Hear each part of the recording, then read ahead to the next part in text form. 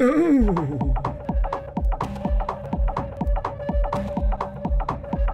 I'm Andrew Armstrong and welcome to the Back Office Teardown Lab. Today I'm rolling up my sleeves because I'm going to make something. It's been a long time since I've had a kit, but I do have a project in mind. So a bunch of these came in, and these are RetroNET PCBs. You might have seen those on an earlier video.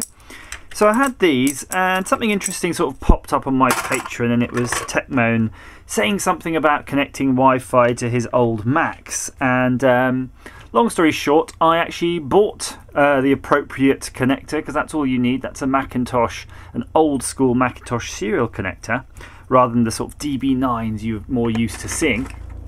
And I thought I'll make something. So these are the old RetroNET boards, if you recall. This sort of the PCB that goes inside, and that's what they look like when they're cased up.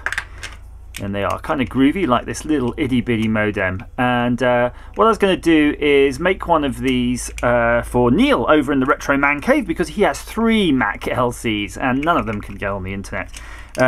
So I said, okay, no worries, let's do this. Let's do this thing. So rather than use an original RetroNET, in fact, that was the very last RetroNET I had, and I've dismantled it because I've transferred its pieces onto the new Rev B hardware. So there's the new board. And you can see I haven't soldered on the connector here. I'm going to zoom in a little bit for you. I haven't soldered on the connector, I haven't soldered on the reset button, I haven't soldered on the USB power, because I've only kept on here what I need for this project, and I'm going to explain why that is. So if you look at the diagram here for Apple, an old Apple, they use these DIN connectors, and it's hard to get them quite with this same DIN spacing, so you do have to bend one of the little pins in there, but I will show you what that looks like. So extreme zoom, there you go. There we go. So you can see that middle pin is dead in the middle. So what I need to do is I will be bending that one way or another, because that is the signal ground. So we do need that connected, but it's not too difficult. And if you've got something like these archery forceps, you can probably just do it with those. So that's fine. I don't actually have a Mac, so I'm not going to be able to test this right away here. We're going to have to throw it over the fence to Neil, but we're going to build it today, and that is by far the biggest part of the job. So for this build, if you're playing along at home, you're obviously going to need a RetroNET, and there's not that many of them out there in existence, because, well, most of them are here. I haven't made them yet, so I'm going to have to sort that out.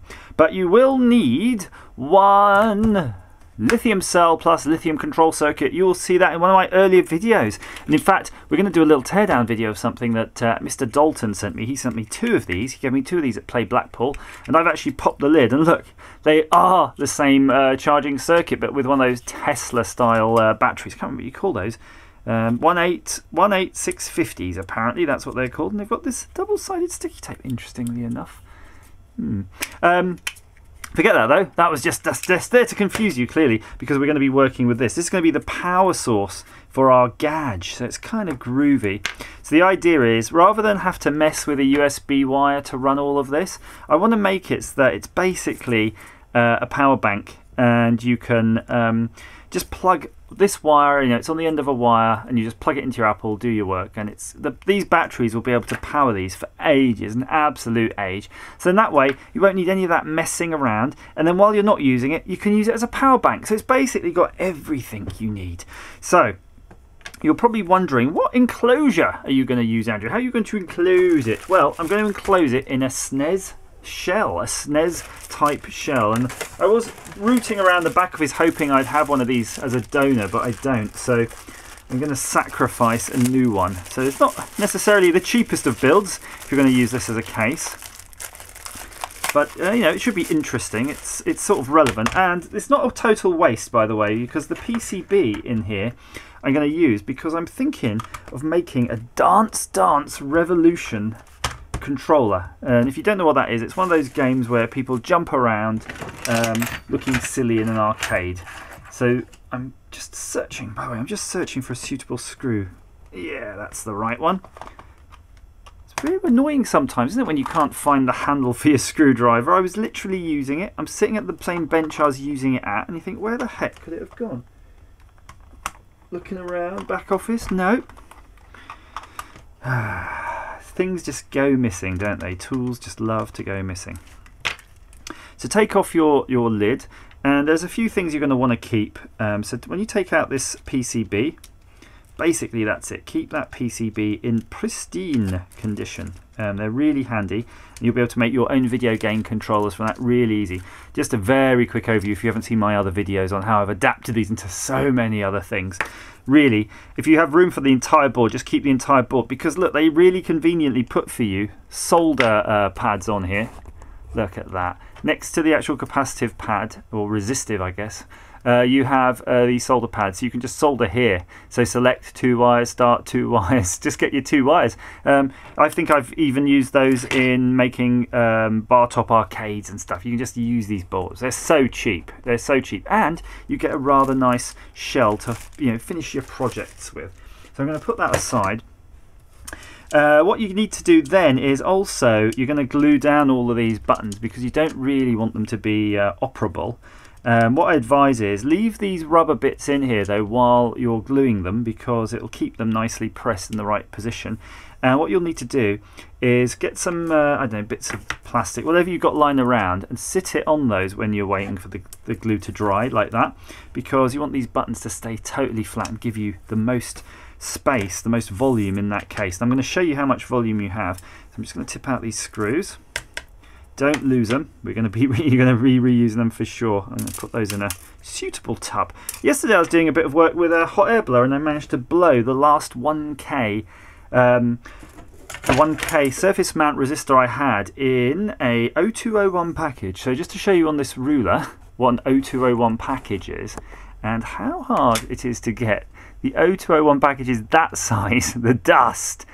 So yeah, when you lose one of those and it's your last one, it's really hard to substitute something else in. I think I managed to substitute somehow an 0402 in its place, but that's not a nice fix. I mean, that's a lot of squinty work there for no good reason. So we're just going to have a quick test though. If we can loosely, just without any work, cutting anything, fit in this battery, I've got pretty much no doubt we'll be able to fit everything. I think we'll get that board in anyway. Let's just try that with the old liddy lid. And there are some bits of stabby plastic, as they're known in the trade, fitted to that, so you've got to be careful. But if it fits in without being overly stabbed, yeah, look, that'll work. There's some stabby plastic trying to stab the battery, but we'll deal with that momentarily. So what I'm going to do real quick is mix up some resin, and we can do that together if you like. I mean, you can skip ahead a couple of minutes, but I think it's funny. I reviewed the videos, and a lot of you do like the resin experience. And I think that's great, to be honest with you. I think there's a lot of joy to be had by mixing epoxy resins. So if you haven't got this, or you haven't used it before, get down to Poundland, and over the summer eat lots of ice lollies, because that's what I do. I get Fab. What else have we got? There's a variety here. I think it's only the Fabs that are marked. Some of them have jokes. So get a nice one. Oh, there we go. What's this one? Oh, it's a Fab again. Smells like Fabtastic. So get your ice lollies. And then all you do is just pop your lid on your glue. And again, I use forceps here because I always get stuck. There we go. Use something like, I use a post-it pads, because once you've done one, you can take the page and throw it off. And you really just apply 2 squirts of equal volume. And sometimes you buy this stuff and it doesn't come in the squirty things like that. It just comes in 2 tubes. That works too. It doesn't really matter how it comes. And then what we're going to do is I'm going to take off these membranes, because they're insane. Got no membrane. We're going to find a way of perching that. I mean, that might sit quite nicely on that without any of the buttons getting... No, every button gets disturbed doing that. Absolutely every button gets disturbed. Okay. Let's try. Just try. I've only got to find somewhere to put it when I'm done. So yeah, okay. Something like that works. See, the button's just all sitting low. So while that's there, I'm just going to mix down here now these colours, and I'm going to use the clean end, so that we don't get any contamination from our Fab bar. And what you do, again, I showed you this before, but look, just make it a smear. Smear it, cut it like that, and then smear it again, cut it, smear it again like you're trying to plaster something. That'll mix it without introducing air bubbles, because air bubbles make it weak, and we don't abide weakness here in the back office. And that's going to be pretty good anyway. It's not going to be that strong, let's be fair, but you've only got literally about a minute to do this, so I'm going to go quiet, and you'll have to just bear witness to what I'm up to. But there are little tangs. These only go in one way, so I'm being quite cautious to take them out in a certain way, in a way that I know I can just plop it straight back in. And it depends how much you think someone's going to be tempted to press this as to how much glue you want to put in. So if you put too much glue, you risk some of it pouring out on the front face. But if you want to, you could glue, I'm just gluing the tangs, but you could actually glue the whole sides and stuff as well. That green one got a little bit of extra schmoo there. We'll see how that fares, but it doesn't really matter. I think people get the the idea of the coolness anyway. That could have been a disaster. Alright, let's get that going. So we've got this D-pad in. So the D-pad, you can see there you've got 4 areas. I'm going to zoom in a bit for you. You've got 4 areas you can see there that have where the sort of plasticky bit goes. So that's the bits I'm aiming for with my glue right now. So I'm going to just try to put a dab there. And a little goes a long way with glue, so don't go totally Captain Barnacles. There we go. I think I've made up an expression. Don't go Captain Barnacles. I like that. Captain Barnacles. I'm just going to sort of centre that a bit. Good enough. And this is a rubbery thing, so yeah, mileage might vary on that, on how well this is going to work. But this one's trickier. If you've got a matchstick, you might do a bit better, because you want to kind of get it along the edge. There's a little, you'll see there's a little recessy thing here that I'm not talking because I'm spreading out a tiny amount across the edge of that thing, and then I'm just going to put in a much bigger dollop around that outer edge. I think we'll be good. We're going to be good with that. Yeah, look at that, that's looking pretty fine. We'll just pop that in like that. Hopefully, just take a bit of care, because you don't want it again to pull loads of resin in.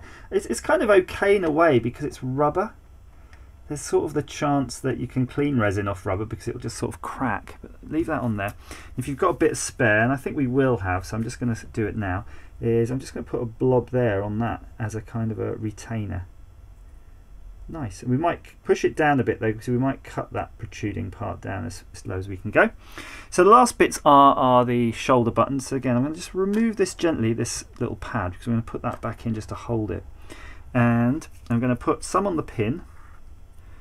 This is the connecting pin here, and then just some along the edge. So the edges are the tricky part. So, oops, try not to get it on the face. I think that'll do. So I'm going to take some care there. We don't want to smush it up. And then we're going to push that back out, and we're going to put that back in. That's going to hold it where we want it. Stay there. Let's do the other side, and we're going to be good. So yeah, it's not too bad, is it? This is like the Bob Ross of building things. I was thinking about that. Someone did mention that as a joke to me, so I started watching Bob Ross again, and it's been years since I've watched Bob Ross, and yeah, I kind of think maybe I am a bit like the Bob Ross of building things, because he doesn't plan it, he just goes ahead and just builds, right? He just, well, creates. He's creating art, I'm creating a mess. But I think that's kind of part of it though, isn't it? If you know kind of what you're doing, or you've just done something over and over again over the years, yeah, you're not necessarily doing it to a plan, you're just doing it. It's what you do. God, that's looking nice actually. That's looking real nice. So now I've got some spare schmoo. I'm just going to put some. Oh, and it's starting. In fact, I don't know if it is really spare. It's really firmed up too much. If you have spare, I'm just going to show you what to do. Just put some on the, you know, Oh god, no! Don't. I'm not going to go any further with that. Mine is now totally set. That's starting to cure big time. So let's leave that alone. But what I was just going to say is, put it on some of the extra bits. If you've got some spare, you'll see where you can put it on where it won't go out onto the front, but it will actually add more strength to the back. And just before that sets, though, look at it from the top and just make sure those shoulders are down, because you won't have too much opportunity to sort of adjust them. If you really want to just make sure they're positioned right and you haven't got inadvertently too much resin on the top, you can push this in. And I don't actually have any resin as far as I can see on the top, so I can push that in. See? And you can see that's looking pretty good. Tiny bit of resin has gone on that blue bit, but we clean that. So that's looking nice. So we're going to leave that now for a few minutes to let it really well and truly set, and we'll come back and continue the build. It's had a few minutes now and I'm the impatient sort. It's not quite cured because it will go very hard, but it's still in that soft stage.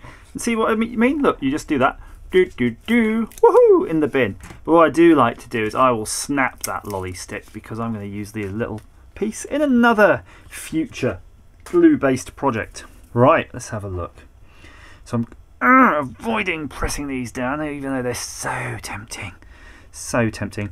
What you could do, if you feel there's a danger that these will get pushed down and someone will push it and it'll crack something, you could remove these and you could actually replace them with a little hard nub of plastic, or sploosh into there a chunk more resin. So we might do that later, but I'm just going to take these off for now. The reason is we got to modify this. We got tonight. Who needs tomorrow? Right, and the reason is because you've got these sticky out bits and they're going to puncture your battery. These are designed, of course, to keep the PCB pushing really tight on that. You've got the membrane on there, the membranes for these, and then you've got the PCB, and you want that PCB nice and flat and tight to get your controller to work when you're playing games. We're not going to be playing much games on the controllers itself, so we don't need that. Just going to clean the resin off, by the way. Got distracted there, cleaning some resin off. If you want to clean resin off, do it at this stage where it's pickable, but not totally rock hard, and then you'll get your best results. Right, so let's just chop those off, and I'm going to use my side cutters. Going a bit Bill Cosby there, although he's not the flavour of the month, is he? So these are my good wire side cutters. If you have good wire side cutters, use something else, because I literally have to use these for. Hang on, do we have any old scuzzy, cruddy? No, there are any good ones here. Right, let's just do that. I'm just going to be, I was going to be a bit gentle because I didn't want to damage the side cutters, but these just ate into them. They ate into it like a monkey on a cupcake. Look at that, nice and smooth. Yoink. Yoink, yoinks, and away. So you've got them all chopped off. You've got some options here too. You've got the strain relief that the original cable had, but we're probably going to use some similar-ish type cable. So we'll leave the strain relief, because again, Neil might be tugging on this inappropriately for its design constraints. But what we can do, you've got those pieces. You're not going to need these bars. We can get rid of those bars. I'm just going to, again, get in there, nip them off. Be careful, by the way. Don't overdo it, because if you strain it too hard, you'll damage the plastic on the back. You'll see that. But I think we're going to be okay. See, I'm not taking too much care, and it's been okay, so that's fine. And that is probably about that. You've got the two for the shoulders, but they're kind of neat. You can get rid of those. You don't need those. And that, looking, just studying, I'm studying it. You can just get rid of that one inside. Again, let's have a zoom in, shall we? Have a look. Move closer. And these ones I'm just doing at an angle because I don't want to get too close to that face and cause a little white mark to appear. And I'm going to just do it in 2 cuts. Nice. I hope this doesn't damage the wire collecting mechanism on the end of my cutters. And let's get this knobbin out the way. Ooh, you can see the resin is just tacky, not quite there. Gonna push that down in my finger. Stay, don't go away. Give it more time than me. Now what you can do is get rid of these whole things here if you don't need it. But I think we should just do a fitting here. Let's get our bearings and see how we're likely to want to connect this. Because of course, if you want to do it right, you kind of want this port accessible, because then it could be used as a battery bank as well. So I think we're good for that. That's fine. We know that's going to fit pretty neatly. Let's pretend we've got that hooked in over there, and let's pretend we've got that there. It's just loads of room for that. Let's have a go. Ooh, and it's got a good weight to it now, actually. It feels, it's about right.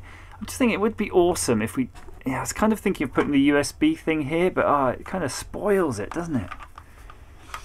I'm going to have to again think about this. If we're going to put a port, I suppose you could put it there, right? Let's see if that's feasible then.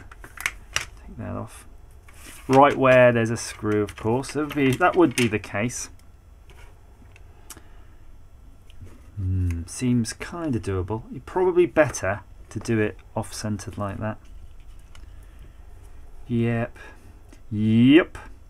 I think I'm going to make an executive decision for Neil. This, I think, will not have a USB port, so we're not going to use it as a power bank. I think we're just going to put in the micro USB, because it's going to be easier for me to cut in just a hole for the micro USB anywhere. Look, you can see, even if I actually mount that, use that, just keep it, rather than like desoldering it, you could just mount that little micro USB pretty much anywhere in that case. So that is probably what we're going to do. Could we do it up here maybe? There's a lot of space up here, this corner. Look at that. Definitely.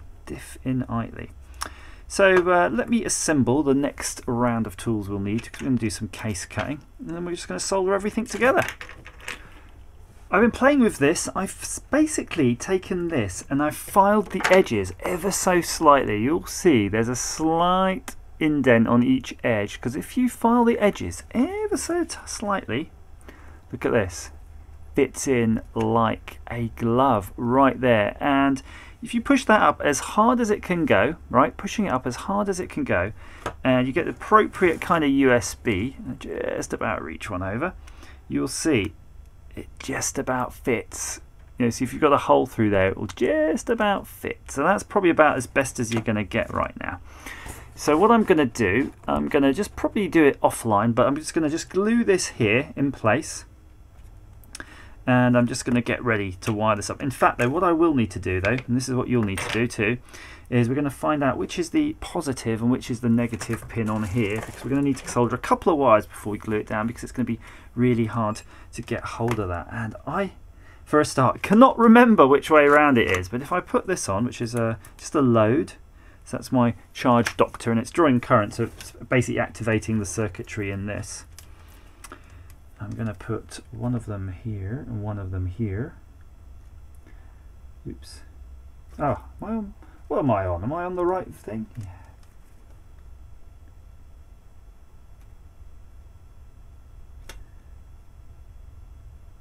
So I see 3.79 volts on these two outer pins is what you'd expect.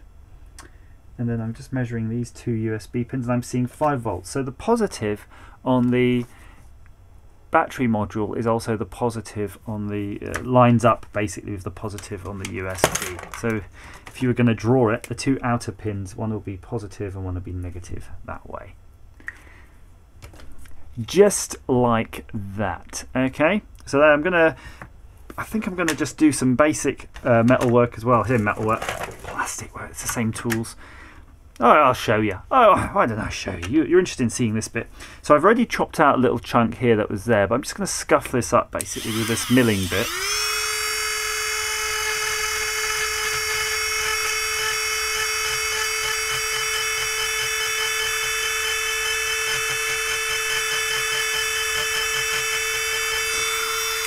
And the reason being, you want that shape there like that. Look at that, it's all scratchy and itchy and horrible, because that's going to be a really good surface for gluing to.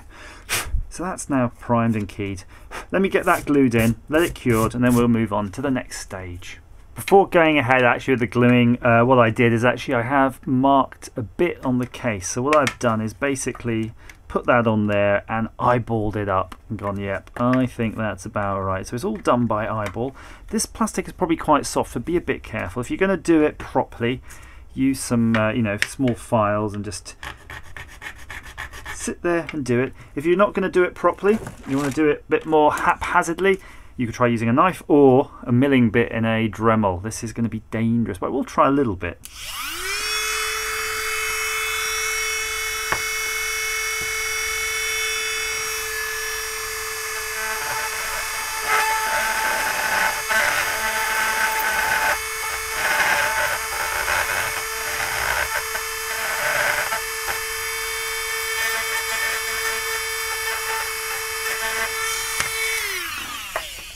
That's about as much as I want to go with that, because that's going to run away with it real fast. So yeah, just finish it off with one of these.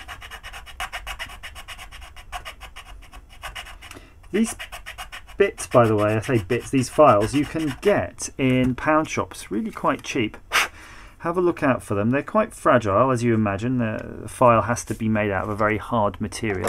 They do come in all sorts of shapes. I mean, some might be better than others, because this has got like a, you know, if you look at the port, it's kind of a like this shape actually. You might want one like this, which has got the, you know, can get into it and get into the corners properly. I don't think it's going to make much difference if you cut it kind of square versus cutting it with the right angles. Let's have a little look though, see how that might fit in. Woohoo! It's not that bad, is it? Oh, it's just a little bit small, but it's almost there. Boom! It's going to be good, isn't it? So I'm just going to file this away and we'll glue that port in. It's exciting, the moment of truth. Have I aligned it right? It's looking like it might be a bit... Let's just see. Before I pass comment on my handiwork there. Fit. Why will you not fit? No, there we go. So I'm not sure I was quite spot on with the alignment, but yes, does go in, and we'll check. Yep, the LEDs are on, so that is about right. It's cute, isn't it?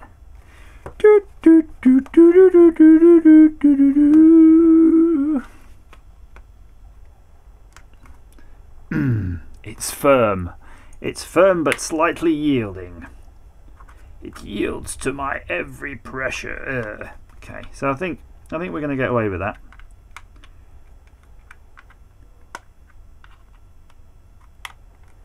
Yeah, I think that's okay. I think that's okay. So, onwards and upwards. So, next things we have to do are basically, well, we're happy if we're happy with that, which I think we are. You can see I've soldered a positive and negative wire to the battery pack, so we already have those. So this thing is pretty much on. As soon as there's something drawing current, the booster circuitry will start boosting, and then your Wi-Fi adapter will come on. So it's kind of off when you've got something plugged in that end. So it's a little bit of a tricky one for you, but that's okay. So we have our board, and we have to hook up the power to that. So hooking up power is no problem. So I'm almost going to solve that right at the end, because we can easily place that. Now, something we want to do when you've got your batteries like that is to make sure it's held firm. Very simple solution, really. I've just got some foam, and all I'm going to do is do a thing like this, where I'm going to cut a chunk of foam, and that's going to sit probably underneath, so it's not pressing on any of those hard bits there. In fact, I'll make it a bit thinner for the one that sits underneath. You don't want it to press on any hard things that might puncture it or otherwise damage it. Like that. I'll probably do a bit of off-camera fettling to make sure that's extra good. And then you're just going to apply something similar on this side before you stick it down. But you can do a nice job of that. So the foaming and enclosure mechanics are easy. The only bit that's a little bit tricky is actually hooking up the wiring to that. So I'm going to put the old soldering iron on. And I do have a bit of wire off an old car alarm, or this is the motorbike alarm I think I pulled out or something. Just got to decide how long this should be. I think probably a couple of foot is is about a nice length really, because it's just long enough that you can actually mount it wherever the hell you want, and you might want it visible. You know, it's quite a nice design, so you might just want that somewhere visible. And we're going to go to this diagram now. Finally, we're going to use this. So while I'm stripping this, it gives you the opportunity to study the diagram, and you can see on a RetroNET board, follows the same pinout as that basically connector. There to there. And I've drawn a little square. You can see that little square on the diagram. That's the square to represent, it's represente of the square on my one. So that's the key pin, and that's going to be ground. And that actually goes to that rather interesting pin we talked about on the actual Apple, which has to be slightly offset. So I'm not going to do any of the bending of that though until we are ready. So we're going to have 3 wires. We're going to have green, red and black. So ground, receive and transmit. So we're kind of almost the same colours. I could have probably, I think, is there a blue in this? I could have gone for the exact same colours, but there's actually no need. Doesn't really matter what colours you choose at the end of the day. And there is no blue. So we're going to go again, green, black and red. And don't worry if you can't see it, I'm going to zoom in. It's all a bit fine, but the reason I'm doing it kind of now in one go is just this is always the annoying bit, isn't it, to strip the wires and tin the wires and all that. So I do like to get them out of the way because they can stifle your creativity when you're sort of just want to solder and build and get on with it. But we are really pretty much at the end almost of this build. It's a shame I'm putting an Apple connector on it. So if I used a DB 9 or a DB25, which is the sort of common ones you have on your home machines, that would have given us basically the ability to plug it into any of the computers I have in the back office. And we've used RetroNETs now on all pretty much most major computers that have a serial port. But my favourite is probably the Atari ST, because I did a lot of BBSing on the Atari ST back in the day, and that experience still works basically. There's still bulletin boards out there. And probably the next one up is the Amstrad PPC, so that's that portable Amstrad. It was the first portable computer that Amstrad ever made. I don't know if it's the first PC Amstrad ever made, but certainly the first portable computer. And the fun thing with that is it actually is properly battery powered PC, so you could technically whip that out in Starbucks and look crazy. You'd have these people wondering what the heck you're up to with it. But yeah, you could just go on and send some emails with that. So if you're curious about the RetroNET more, catch some of my other videos on it. I'll try to put some in the links, but I do know how that can be a bit tricky sometimes depending on how you're watching it. If you're watching it on a telly, I might have some posts on my blog about it, but again, not so good like these people. Like Neil's a good one who actually just does all that metadata stuff properly and links to videos. You know, I kind of make you go hunting. Sorry about that. So I'm just going to strip this down. Oops, the kind of retaining clip there, which is kind of nice, strain relief. So I'm just going to push it through. And I don't want any of my nice freshly tinned wires to get skagged, so I'm going to actually go backwards ways probably. I'm going to push them through like that so they're not barbed. Come on, get in. Let's do this. And for those of you with a bad eyesight, don't worry, I'm going to zoom in the mo. I'm going to split that shell. There's a lot of pieces to these, isn't there, really? And that's the final splittage there. And then you end up with that, which is your connector with all the pins. So you can see here, viewed from solder end. So I'm going to have the solder end up. Let's push this. Let's push this up. Yeah, you can see it. And I do have a helping hand. I did find old Krusty. I haven't yet invested, by the way, those of you still querying, I have not invested yet in none of those fancy looking ones on Amazon, but I'm kind of still, I am investigating it. I will eventually, put it that way. So we'll hold that there in this vice thing. And we're just going to have a look at the wire. So we're going to have to put the green one on pin 5. The black one's going to go between pins 8 and 4.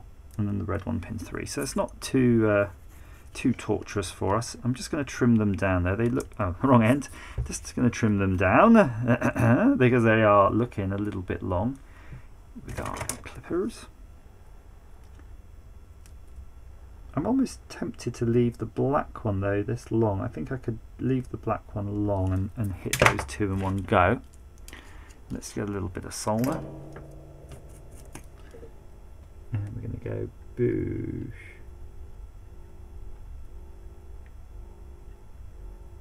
Ooh, it's taken a little bit of time to heat up, so if you're doing this at home, you might want to pump a little bit more heat into this than what you'd probably be used to if you're just doing general PCB stuff.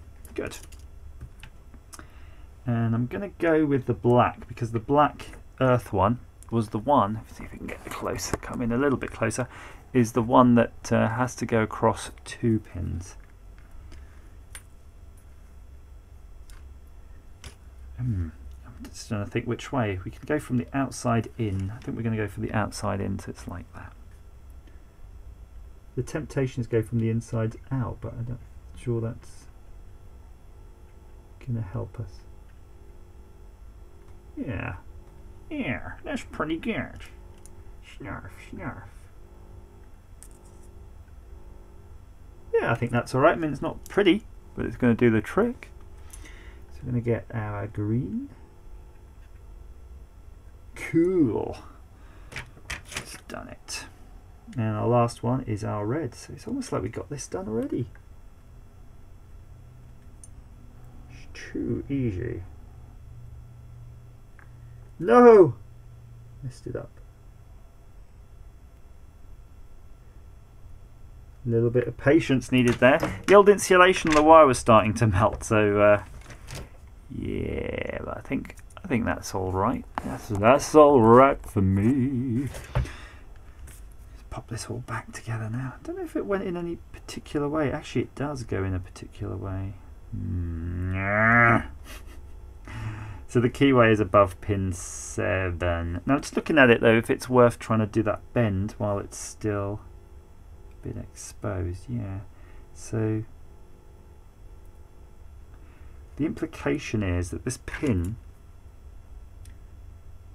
not that one though, it's just bent because of me mishandling it, needs to be over a bit. But look, there you go. See, it's just, oh, you can hardly see it. I do apologise, I'm looking at the camera. But yeah, look, I've just bent it over slightly. I don't think you need to do it much like that. Just when you're wiggling it in the port, be a bit careful. And if it doesn't want to go in the port, bend a little bit more and just keep bending it till it'll just go in. Good. And then that's the right way. Should be. Yes, because there is a keyway in this. There's a little notch in that metal work that allow it only going one way round. Just try to make sure that's the right way round. And if you want to know what the right way round is, have a better look when you're dismantling it. And that should hopefully want to stay together, and it does. So we do have this clip, this metal ring that came with it, and I'm not sure. I think it wants to go in there. Let's see how practical that might be. So if that was do-do-dun, do-do-do-dun, do-do-dun. So that's going to go like that. So that clip will want to be fitted like thus. It's going to be a bit tricky, but that will be our strain leaf. Again, do apologise. It's all zooming out, in and out, in and out. And I'm going to have a go. You can see it right there now.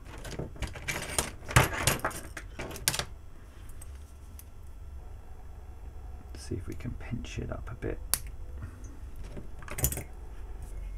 So that might keep it there enough. Yes. I'm just going to focus on the clip right now. I don't mind around the rest. I think we're going to be okay with that.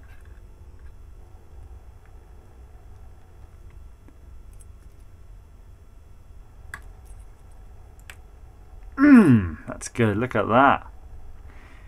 That's going nowhere. Nobody's going nowhere. Boom. That is nice.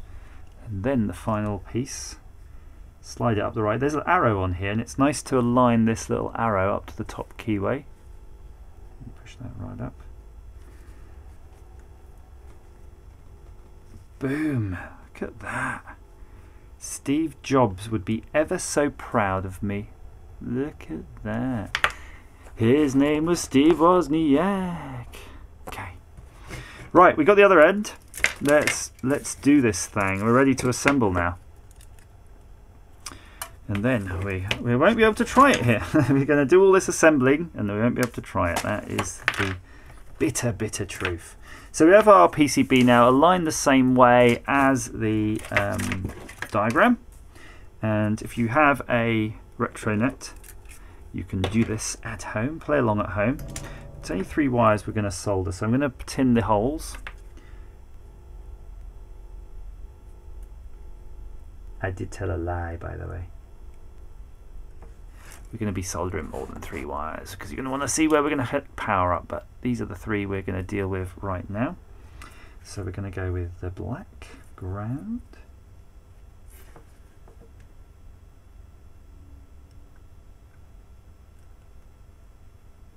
Get in there. Get in there, you wiggly thing.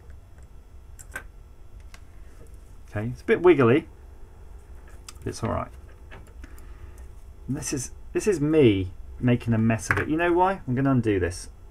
This is something we've addressed in a previous video, where I say I don't like to put stuff in the through hole if it's wire. I never do.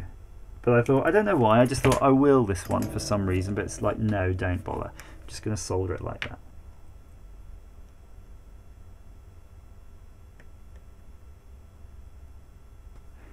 There, that's nice. And then we're going to put our red wire on the next pad that we need to, which is over here.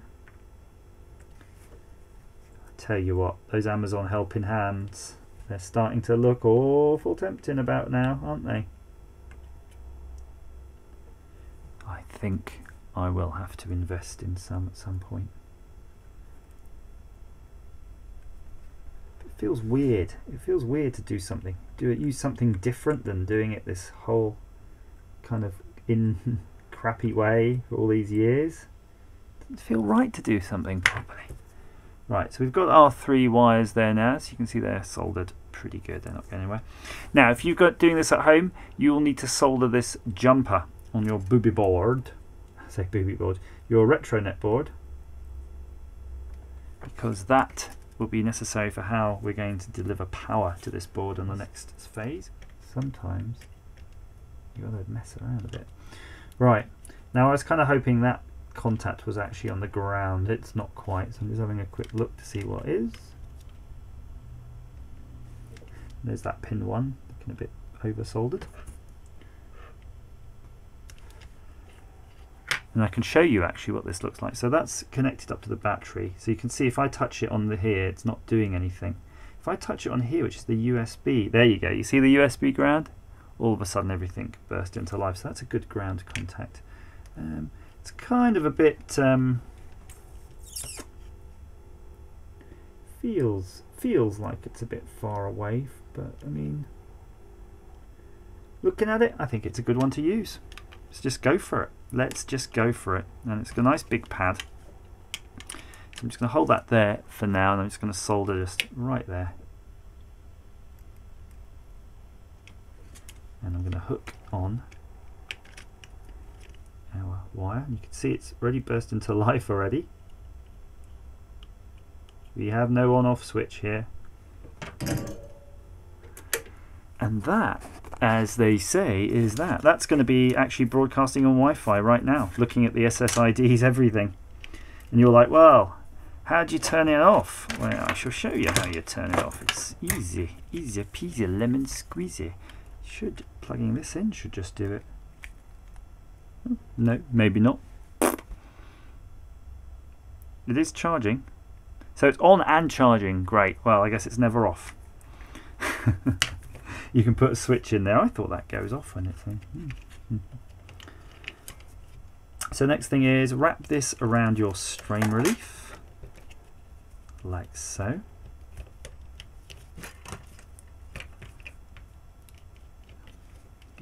wherever you want it.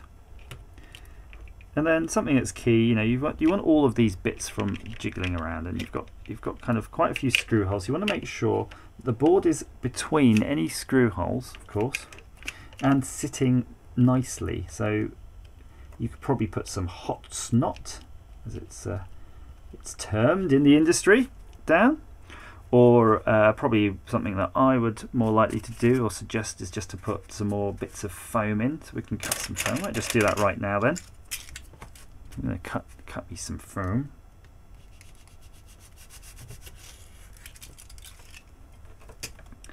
I'll pop a piece right there.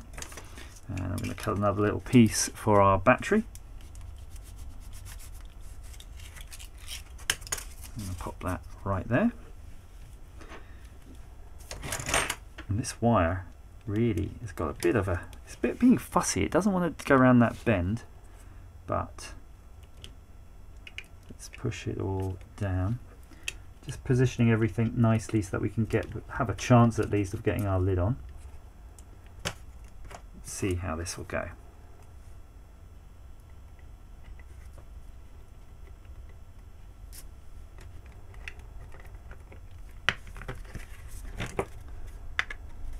It's looking pretty good. And from this end, oops.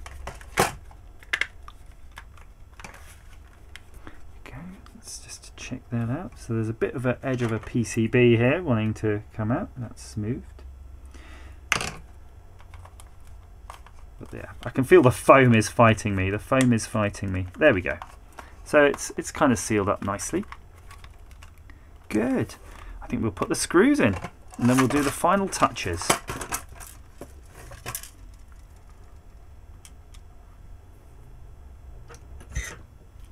And there you have it.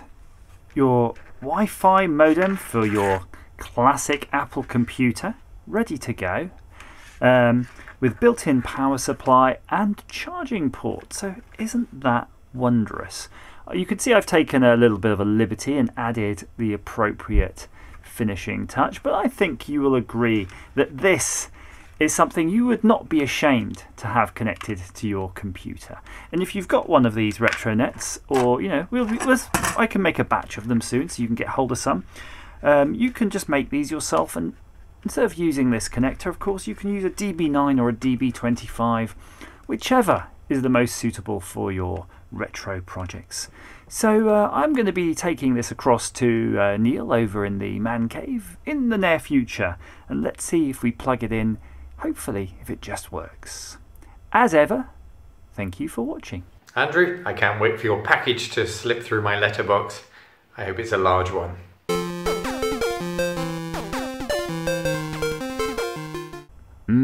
Clean. Look at those lines.